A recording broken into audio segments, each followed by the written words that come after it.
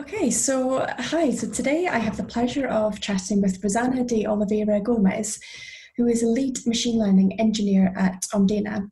And Omdena is a global platform bridging mission driven organizations with AI engineers, data scientists, and domain experts from diverse backgrounds to solve real world problems. So I'm looking forward to a discussion this afternoon exploring the positive impact that AI can have on society, as well as finding out a bit more about Rosanna's varied career path, which we'll get to shortly. So, Rosanna, it's fantastic to have you involved as this week's guest speaker on the Women in AI podcast. I had first had the pleasure of working with Rosanna at our AI for Crisis Prediction and Management webinar just a few months ago. So it's great to have the opportunity to learn a bit more about her current work and also a bit more about her background in AI. So I wanted to just kind of jump straight into a topic that we'll be exploring quite a bit in this discussion. So Rosanna, can you describe what AI for social impact means to you? So thank you, Nikita, and thanks for the opportunity to have this discussion here, and also to a great initiative from your work for bringing women in AI to discuss about so many different topics. So just starting answering your question,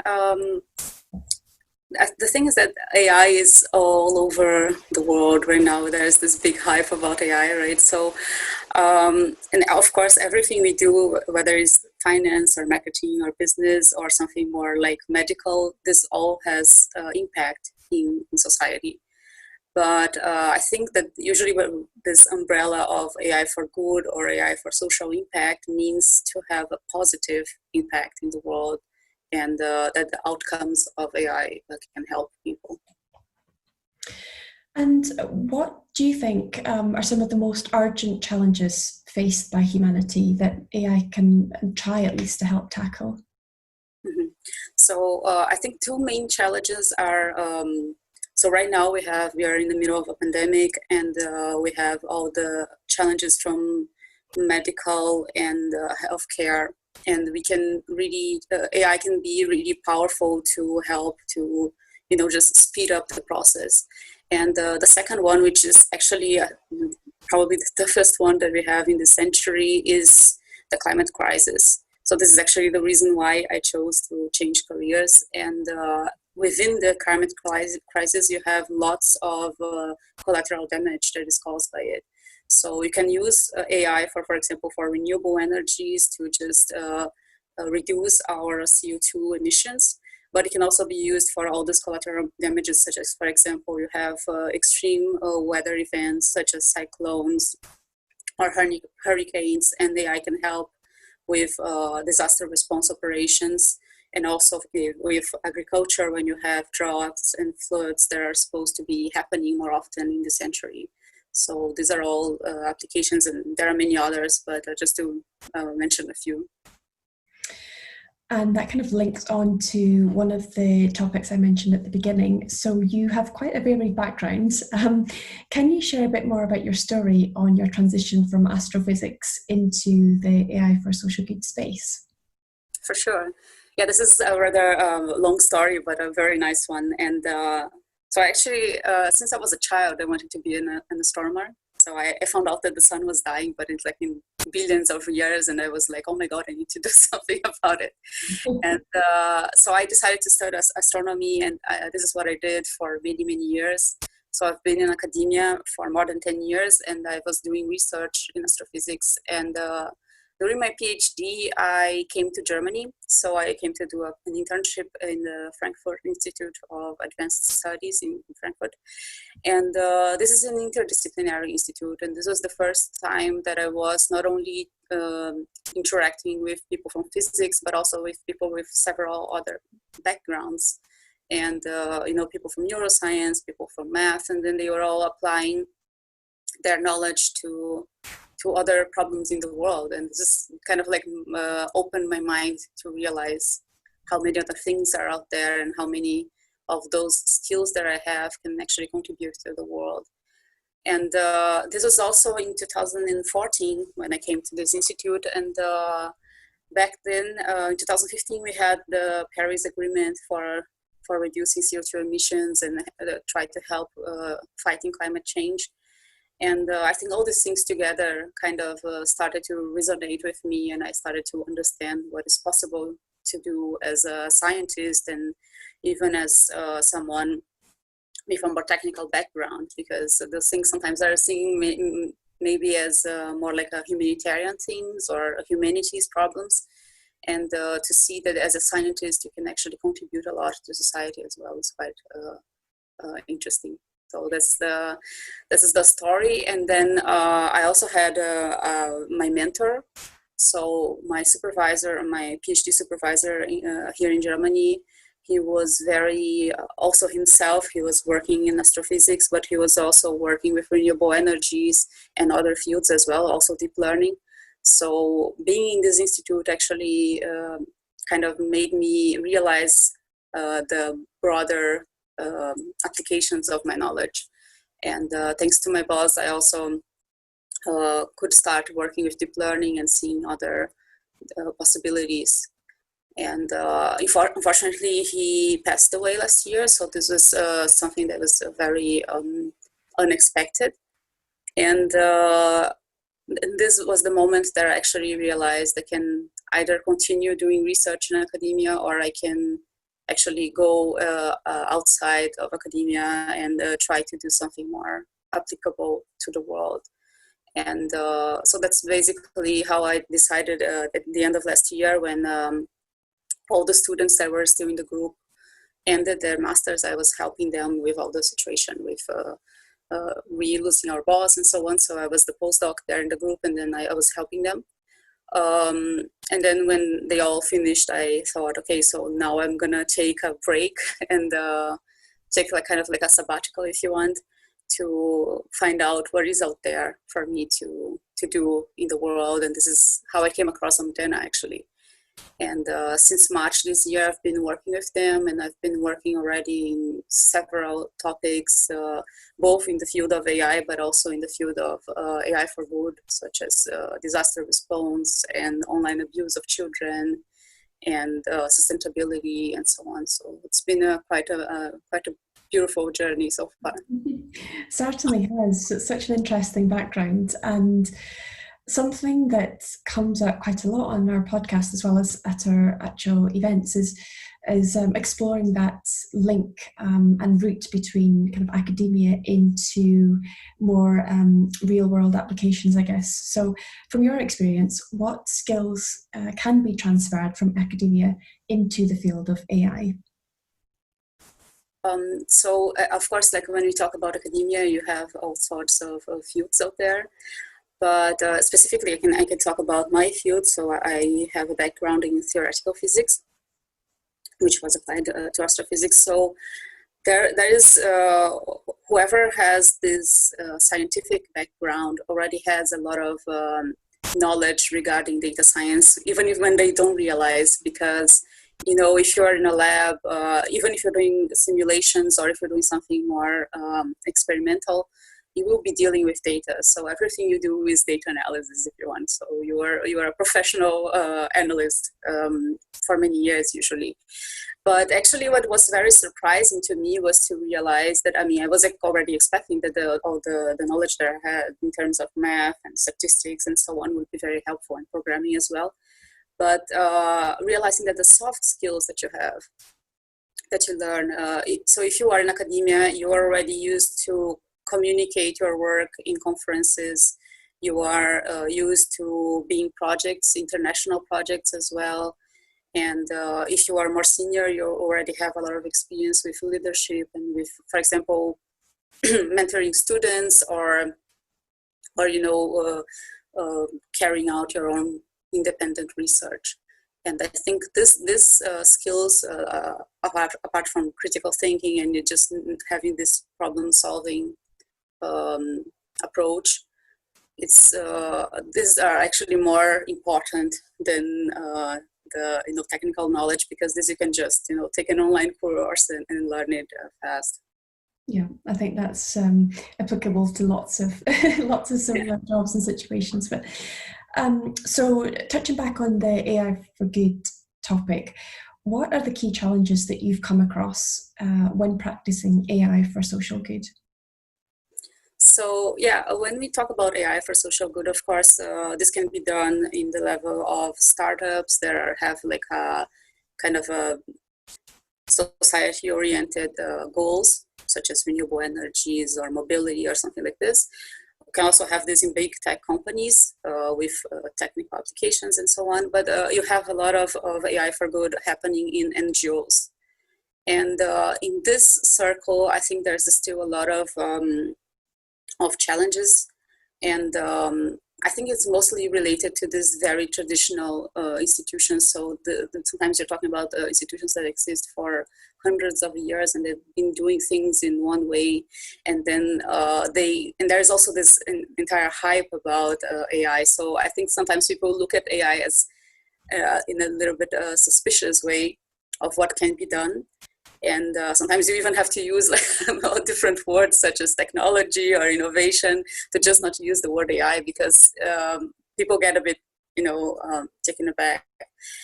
And you also have lots of problems, such as, for example, they don't have the data for analyzing, or they have the data, but this is still, for example, the things are not digitalized. So having to deal with this kind of problems, like I've been talking a lot to people from NGOs that are data scientists in NGOs, because this is actually a field of my interest. And usually the problem is this, that you have this kind of very difficult way of dealing with bureaucracies. So this is still something to change. And sometimes it's also not clear what AI can do for this kind of institution. So they have those problems. And then you have this problem of communication between the data scientists and the people that are doing the humanitarian operations, and to just put these people together and communicate, and so they understand what are their needs and what needs to be done. Exactly, and it's important that we do have that mix of different stakeholders involved. So touching on that, how can enterprises and larger companies that have perhaps more resources best engage in the AI for social good space? So I think that there are many ways of engaging in social good, such as, for example, you see lots of companies nowadays talking about having more sustainable products and so on, and this is very good for the world, for sure. But this is not necessarily related to AI. But I think when it comes to AI, one thing that is very, very serious that we really need to address is bias. So we have nowadays pretty much every company in the world is trying to have some AI team, some data science team. And we have to be very mindful of bias, because, if you are, for example, a company specialized in finance, and you are making risk analysis for credit, and this is not taking into consideration minorities, women, people of color, and so on, this becomes a serious problem. And then it might come a point where we cannot, change this anymore. So I think this is something to be very mindful. Definitely. And looking a bit more, I guess, at current times, how do you think, if any, COVID-19 has had an impact on AI for good? And has it advanced it in any way, or what are your thoughts on that? So yeah, I think that whenever there is a crisis, you have those typical sentences that there are opportunities, and there are, of course, like negative things. So one thing that I've noticed, because I'm also transitioning into careers and so on, so it's as I mentioned before, from the NGO sector, there's still this kind of they are still figuring out what AI can do for them. And if you have something that is risky, something that they don't understand, the investments that will be done in this field can be kind of limited. So this is kind of, if you want, a negative aspect. But on the other side, what we see a lot nowadays is a world that, at least from my perspective, way more connected than before. So we are in lockdown in some parts in the world. We are practicing social distancing, but on the internet, we all have meetings all the time. We are always connecting through work, and especially when you think about online schooling and work, these things they had to be completely digitalized very fast. And this is something that AI can help. This is something that, for example, when you think about AI for cybersecurity, even now, exactly right now, I'm in a project that is about online abuse of children. So if they think that we have to put all those children online, and they need to be interacting with everybody in this environment, this has to be safe. And this is something that AI can for sure help with. And this is something that I would be expecting to grow more. Definitely. And in these ever-changing times, what advice would you give to somebody, and perhaps one of our listeners that's looking to change their career at the moment, as I'm sure there will be quite a few people out there doing so? Yeah, for sure. This is actually a question that I get a lot. So one of the things that I do on my free time is to kind of give advice to people changing careers. So I especially, we always have people contacting me via LinkedIn and so on. And I always try to help students and women and, minorities. And this is a question that I get quite often. And I think that one thing to remember when you decide to change careers is to realize that you're not starting from scratch. So there are always transferable skills that you already have, something that you already learned before that can be used in maybe a little bit different way, but in a different context if you want, but that you already know. So you're not really like, I have zero experience with this. And the other two things that I usually say are you have to find out what is it that you want to do, what is your passion, because changing careers can be quite frustrating. In some sense, you will be a junior again, and if you are older and so on, this is not like a very nice experience. And then you kind of have to have this motivation, right? And if you are doing something that you're just changing careers just because, and you don't have like really this drive, it's difficult. And I think that when you think of the field that you want to work, it is important to understand which skills are necessary for this field. Because, for example, let's say you want to change careers to AI for medicine, and in this field you probably will need to know more about computer vision. And whereas if you go to finance, you need to learn something else. So to kind of direct what you need to know, and to see what you already have and what you still need to learn. And what are your thoughts on the challenges faced by women as AI practitioners in particular? So yeah, I haven't been in the field of AI for such a long time, but I've been a physicist for basically my whole life. So the problem that you see, or the challenge that you see, is that the women are simply not there. You don't really see women in those spaces that are for AI or for computer science and so on. So I actually had a look, and we had around 22% of AI professionals women in the world. And this is really not much. And this is like, and then if you go to, like every now and then we have webinars and events, conferences, and if everything you see is just a lot of white men, it makes it very difficult to convince young girls that they can be part of this. And if you are an older woman, it also means that you have to, work twice as much to get the same recognition. So we have a problem there, and we need to find ways to motivate women to continue in this field, to create spaces to show that we can do as well as everybody else. And I think this is very important. Definitely. And role models and mentorship comes up on every conversation that we have on this podcast. And yeah, rightly so. It's hugely important to have that visibility for the next generation coming into the space, and also for people that are looking to start their career in the space, maybe kind of later in life as well. So thank you so much, Rosana, for sharing a bit about your background and your journey and your career into AI. It's really inspirational to hear that you had another successful career before working in AI, and all the interesting projects that you're doing now as well.